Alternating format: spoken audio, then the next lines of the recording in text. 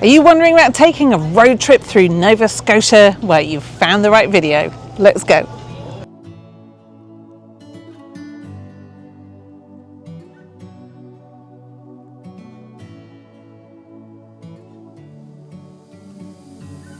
Hi, my name's Abby. This is Inside the Travel Lab. We cover travel all around the world for people who care about the people, places and cultures that they visit. Do watch to the end because I've got something special for you, and check out the links below.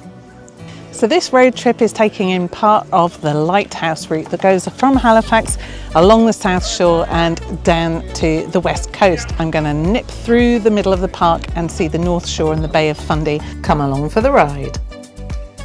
Most visits start in Halifax, a gorgeous city that deserves a video and article all by itself because there's just so much to do. Most visitors start at the waterfront, but there are also neighbourhoods with gorgeous pretty streets, edgy street art and plenty of chances to see the British influences from time gone by. But Nova Scotia is Canada's ocean playground with over 13,000 kilometres of coastline, and no matter where you are, you're never more than 60 kilometres from the sea. With that in mind, I was itching to hit the road and get and see more of Nova Scotia's coast.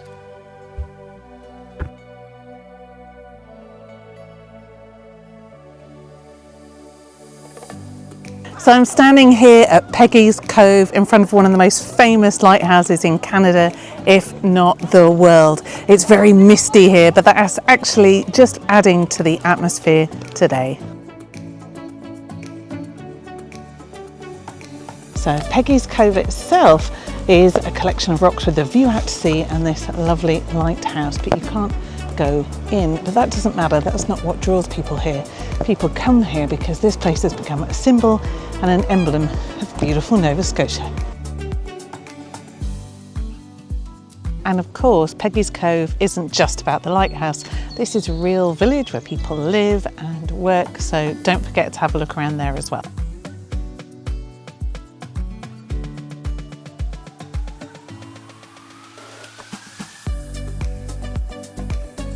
The Lighthouse route hugs the coast, passing between trees as you wend your way to the UNESCO World Heritage Site of Lunenburg. But I was hungry by then, so pulled off in pretty little Chester, the neatest village I've ever seen, for some lunch.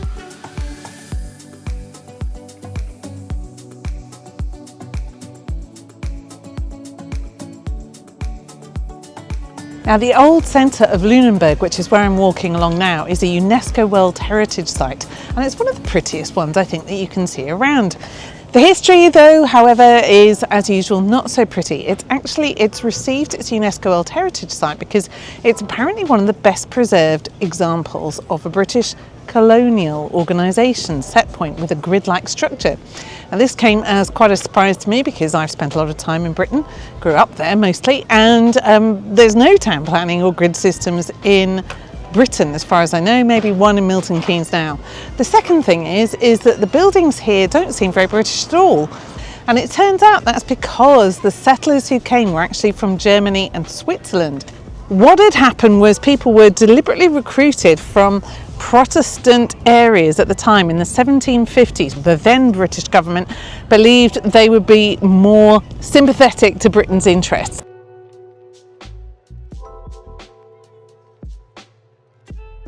There aren't many places that are quite as beautiful as Lunenburg as the sun sets, to just walk along the waterfront and enjoy life.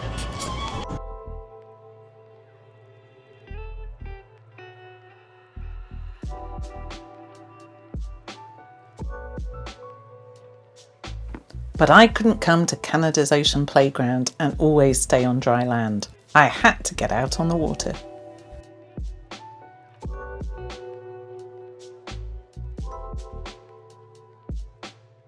Okay, there we go. Here goes nothing. And there are sharks around here.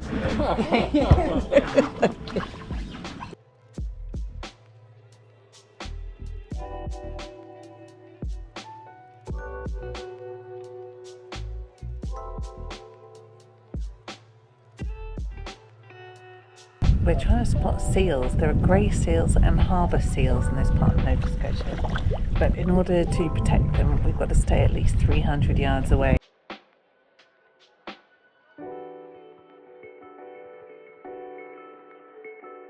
Well, I can clearly see the two heads popping up.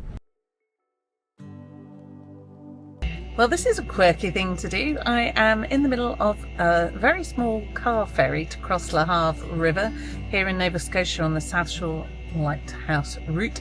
I feel a joke coming on about a chicken crossing the road, but I will spare. And off we go! I thought something had gone wrong. Maybe it has. Felt like someone had driven into the back of me, but I think that's just as we're getting ready to go on the waves. I'm right in the middle seat here, so you're not allowed to get out, can't take any pictures, you've just got my face. Oh, no, here we go, much bigger lurch. I might have to put my foot on the brink just in case. This river is huge, it makes the Thames look like a little bit of a runt. Anyway, the reward on the other side is a glorious view of the water again and a fantastic bakery and line of artisan shops. So, well worth the trip. It's now time to wave goodbye to the Lighthouse route and head up north to see more coast. But there's one place to stop off at first. So the great thing about this national park is that there are trails for all sorts. I think there's a 12-day trail that you can do following in the ancient footsteps of the people who lived here, or there's a quick 1-hour walk from the car park, and I love that that makes it so inclusive.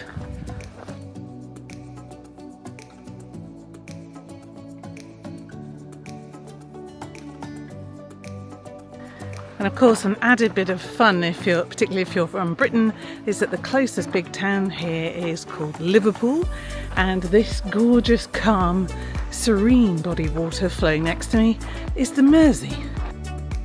And to better understand these place names, we need to travel back in time.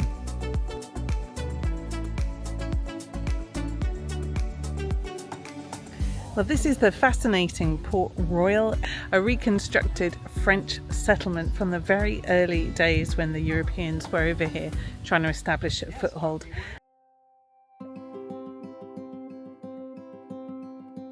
Now, people only lived and used this as a settlement for 8 short years, but it had a profound impact, partly for the way that the French settlers interacted with the local Mi'kmaq people, and partly then, I suppose, because the English burnt it down.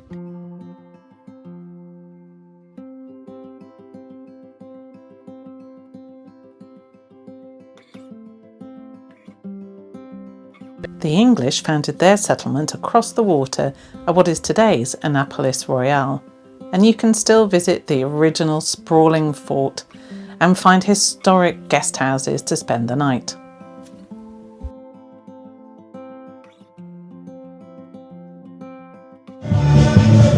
And in summertime, there's no better place to be in Annapolis Royal than walking along the waterfront. As the name suggests, you're right by the water, which just looks gorgeous. But there's all this live music and you're right by the cafes and restaurants, ready to have a good time.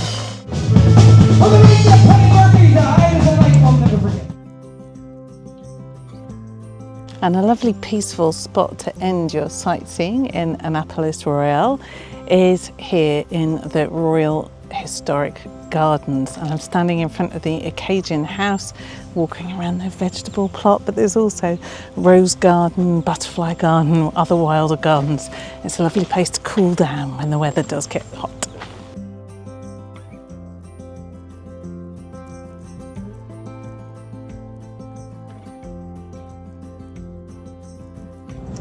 So one of the really big things to do in Nova Scotia is go whale watching. We've got the absolute perfect weather for it, so the question now is just, are we going to see any whales?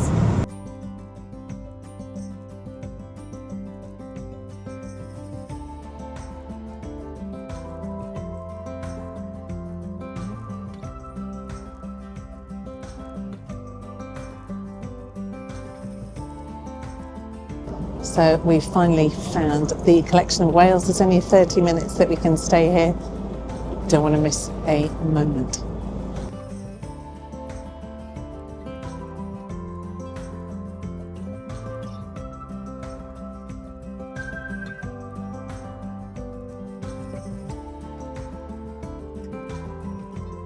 I saw scallops on the menu since day one, and there have been plenty of chances to try them, but I wanted to wait until I got here.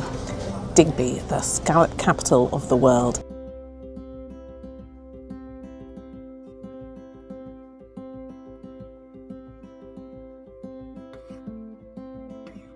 Now I'm standing outside another UNESCO World Heritage Site here in Nova Scotia. That's my third so far. This is commemorating the Acadian people who lived here until they were forcibly removed.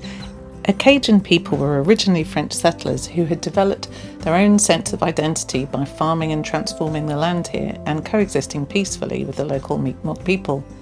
However, when war broke out between Britain and France, they became involved in a tug of war with neither of the two European nations fully trusting them. Many found their way down to Louisiana and the Deep South, and that's where we get the word Cajun from. Now, I've stopped here to show you two really surprising things about Nova Scotia, or at least they surprised me.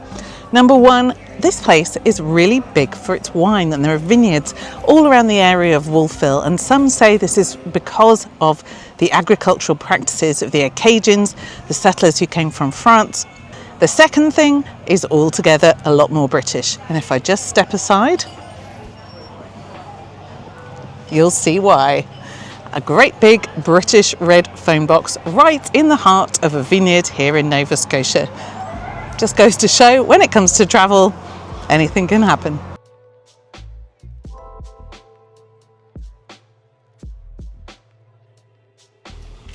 So it's time for my last supper here in Nova Scotia, and of course there's only one dish that it could be: a whole lobster. Now, some people might think this is an intimidating dish, and I am definitely one of them, but to make it even more intimidating, I've just had a fascinating tour around this place here. I've seen the tanks, I've seen an anatomy lesson, and now I have to try and work out how to eat it. I think this is going to be a bit messy. Well, I made it to the end. I was halfway through and I thought I was doing all right with the tiny little fork, but the waitress took pity on me and came over and showed, actually, no, you've got to get your hands in there. Split the lobster in half with your hands, and then there was a very cool twisting knack that got all the meat out from the claw, and it all came out looking intact. And in the time it's taken me to deconstruct that lobster, you can see the water here is basically now filling this little harbour. This has changed in less than an hour, and if you don't believe me, believe the facts. This is one of the world's largest tidal ranges.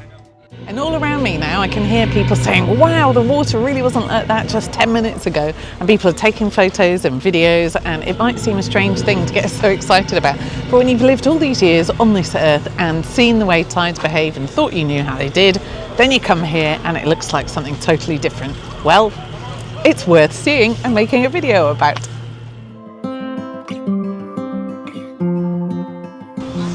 That's it. Thank you ever so much for watching. Please do check out the resources in the links below, hit subscribe and check out our other videos. Cheers, bye.